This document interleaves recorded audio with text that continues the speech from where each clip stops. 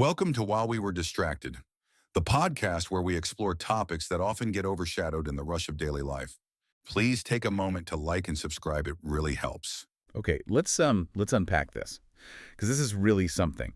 A huge federal bust, Huge, yeah. and it connects like high-profile NBA figures. We're Right talking on. Chauncey Billups, a Hall of Famer, Terry Rozier, a current player with uh, organized crime, La Cosa Nostra. It's really this collision of worlds, and the scale is just, well, it's staggering. We're digging into federal indictments here, FBI press conferences, news reports, Right. and they detail two separate but definitely overlapping criminal schemes. It's wild. Okay, so what's our mission here for you, the listener? We want to quickly break down how these things worked. Yeah, the mechanics. Who did what, basically, Yep. and how they supposedly used, fancy tech and insider NDA knowledge to, well, steal millions. Tens of millions, Yeah. allegedly. And it hits sports integrity on, like, two fronts, poker and betting.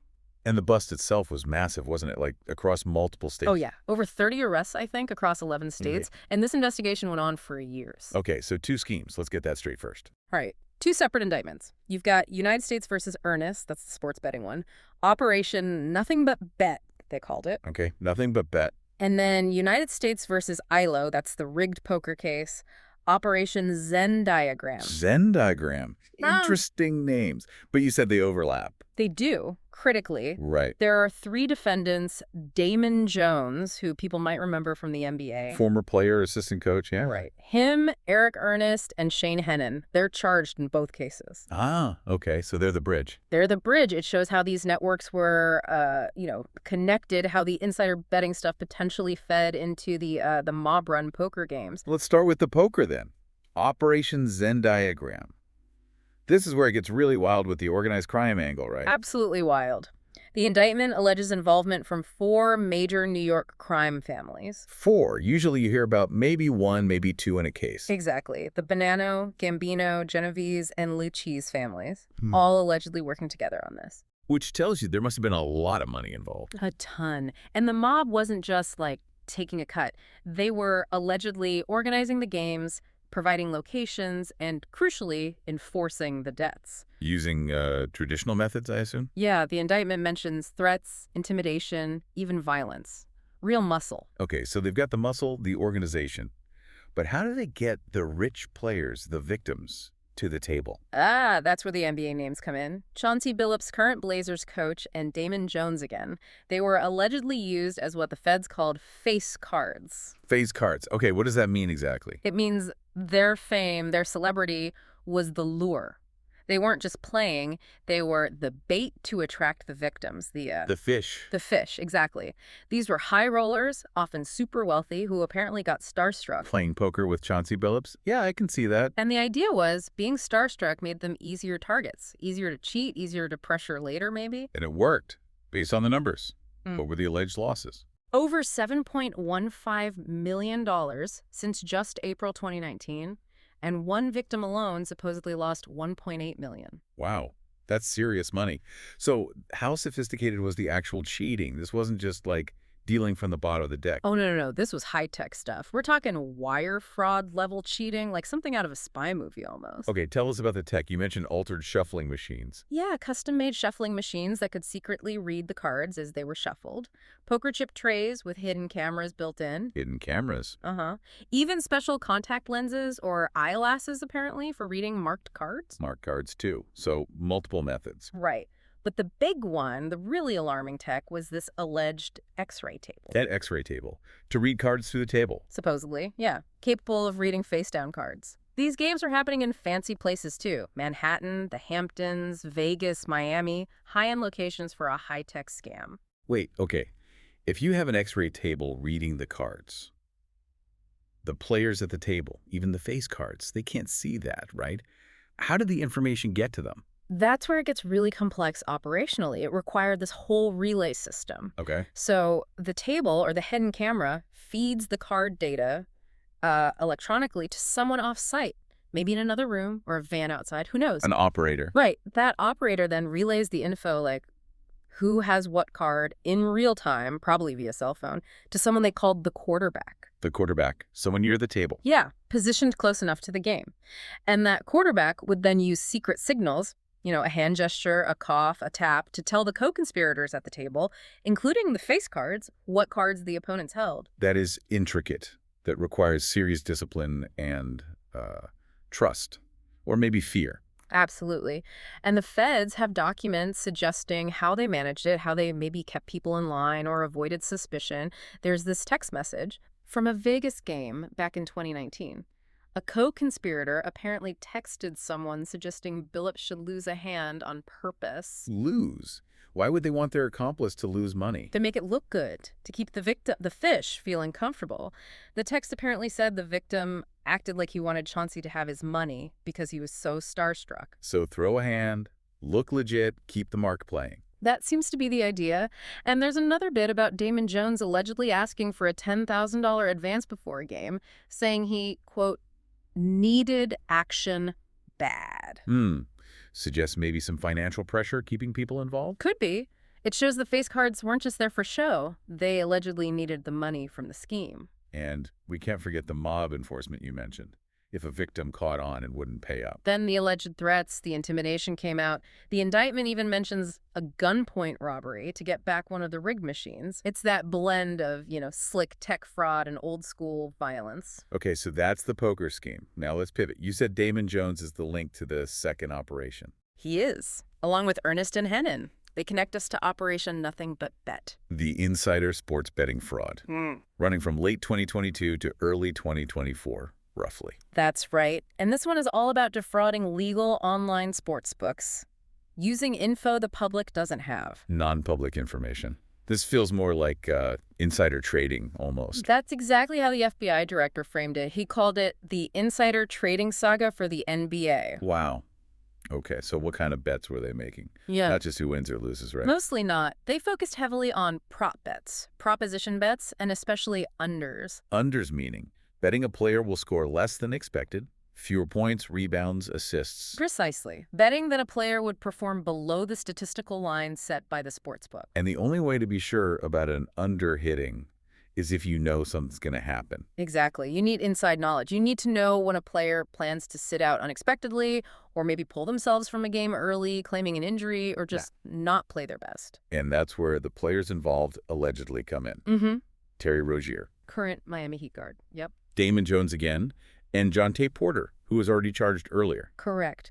They were allegedly the sources, or among the sources, for that critical non-public info. Okay, let's take the Rozier example. March 23, 2023. He was with the Hornets then.